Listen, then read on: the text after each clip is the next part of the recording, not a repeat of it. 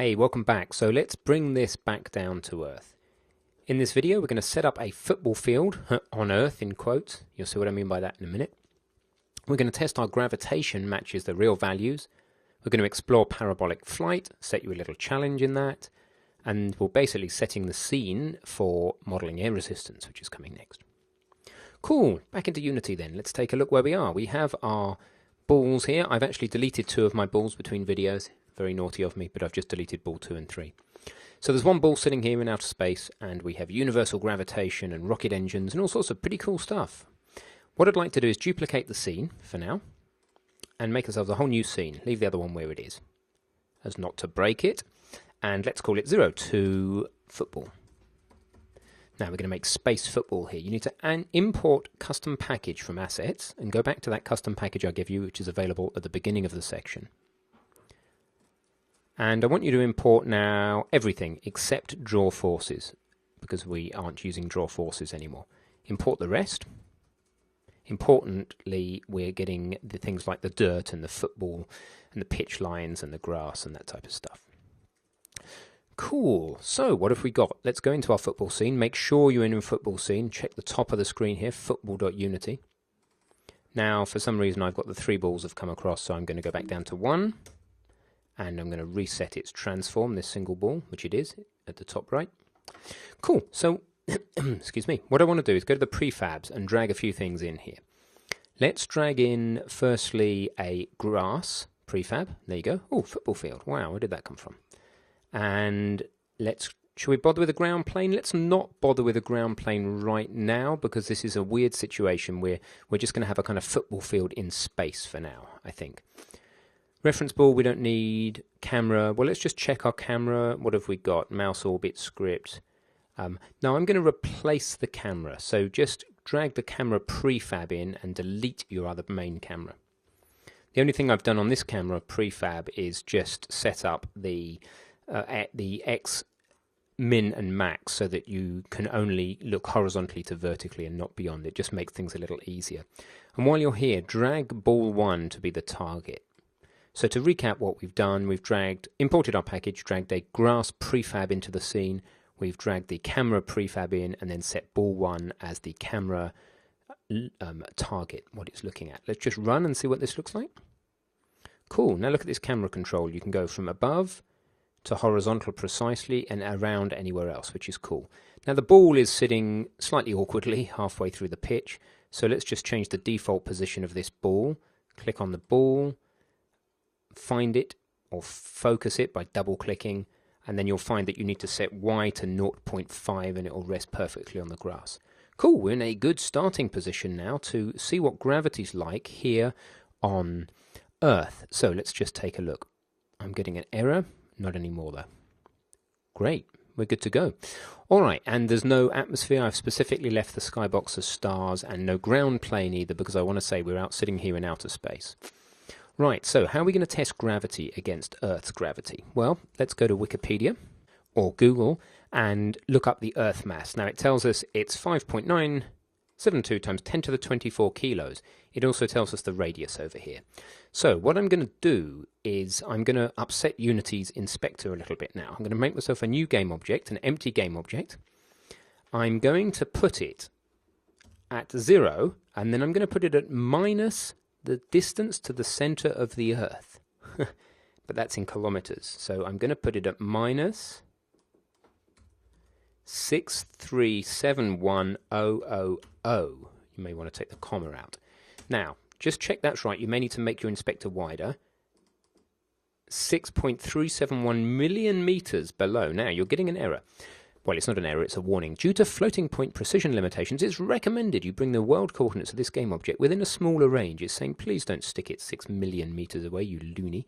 But actually, it's okay. I've tested it, it will work. We're going to discuss floats and doubles and their limitations later. You can always go and look that up yourself. You'll find that we've still got plenty of headroom. So it's okay, don't panic. We're going to have this Earth object miles and miles and miles away. It's fine. Call it Earth Center. There you go, Earth Center. So under the grass, 6,500 kilometers away, we have an Earth Center. Cool. Now let's add to that a physics engine. There it is. What's the mass? Well, we looked that up, didn't we? Here it is. Now Google have given it to us in a nice computer-friendly format that we may even be able to paste straight in. Hey, look at that. 5.972 times 10 to the 24, check our units, kilograms. Perfect. It's going to have no velocity and we don't need any force trails on it. They would be insignificant anyway. The force trail due to the ball on the Earth will be tiny. Now, why don't we try lifting the ball up a little bit, just like that, by grabbing its green arrow. Click on it, grab its green move arrow, presuming that you have this second tool selected. And let's just play, see what happens. Oh, that's exciting. So we have a force arrow, and we have the ball accelerating down. I'm actually going to turn trails off for the moment on the ball as well. I don't think they're adding any value. The question is this ball accelerating at a normal Earth-like freefall value? Well, how would you know that? Good question. Let's take a look at the ball. Let's set a mass on the ball of just 1 kilogram. It won't change the rate it accelerates at, because the heavier or the more massive it gets, the more resistant it is to acceleration in exactly the same proportion as its gravity increases. In other words, the mass cancels. But we have a mass of 1 on the ball, an Earth-like mass. So if we have a mass of 1 on the ball, what should the force be on the ball at the surface of the Earth? Well, you'd expect it to be 9.81 newtons, because the gravity at the surface of the Earth is 9.81 meters per second per second. The force on a 1 kilo mass is 9.81 newtons. Let's see if that's what we get.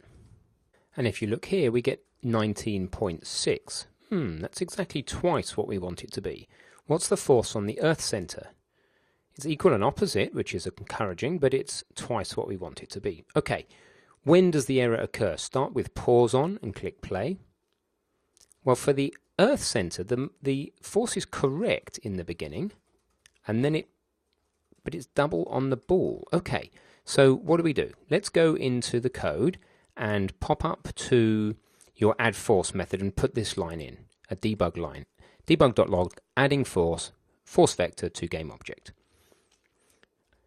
Okay, and that's just going to report out every time a force is added. So if you start on pause and click play, let's look.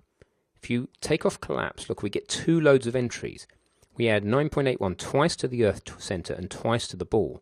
Interestingly, it's only evaluating once at the moment on the Earth center, but twice on the ball.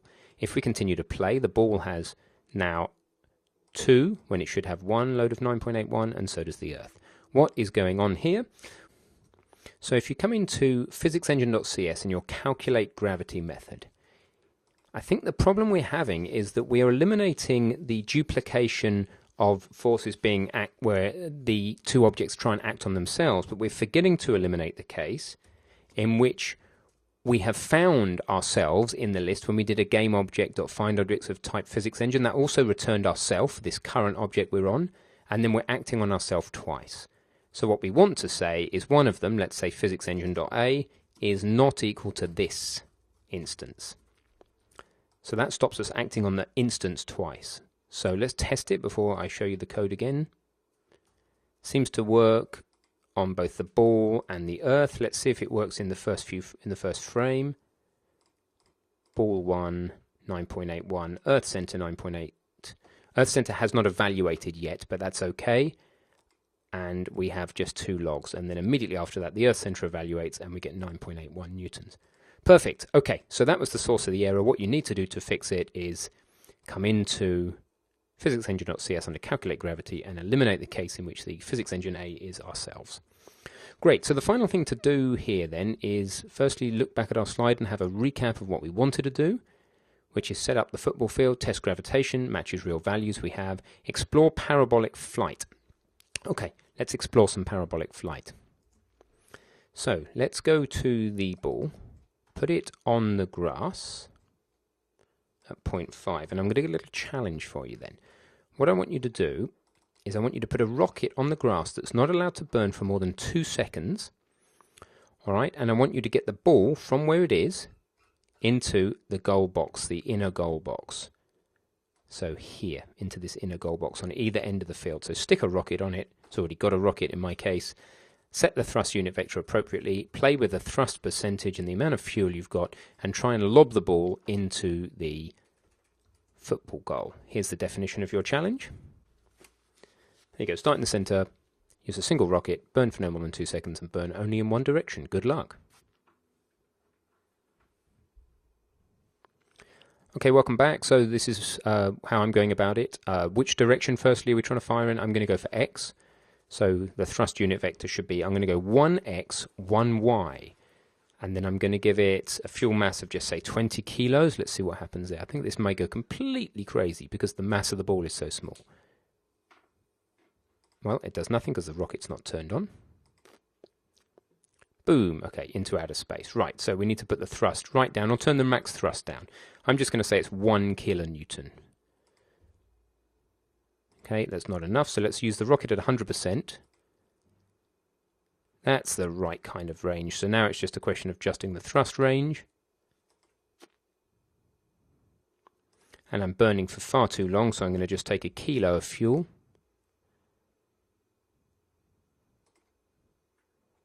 But a kilo of fuel is much lighter, so that's making the ball go off much faster, so we need a lot less rocket engine.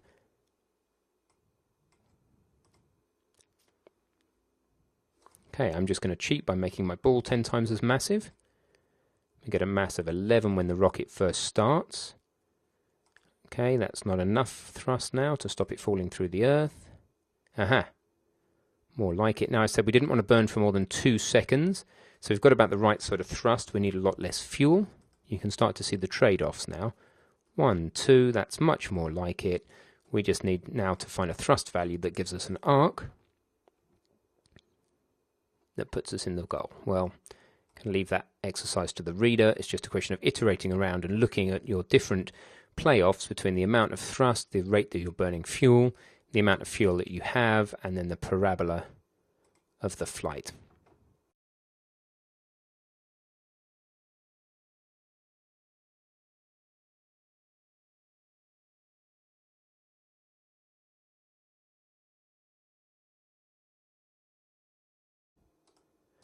Wahoo! And finally, after some iterating around, I have a nice parabolic arc. My ball hits the goal and of course goes falling through it because we haven't modelled collisions yet.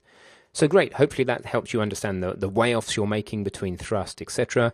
And you've got some idea of how parabolic flight works, and you understand some gravity, and we've made an improvement, actually a bug fix to our code. So great progress, and we'll look forward to talking to you about air resistance next.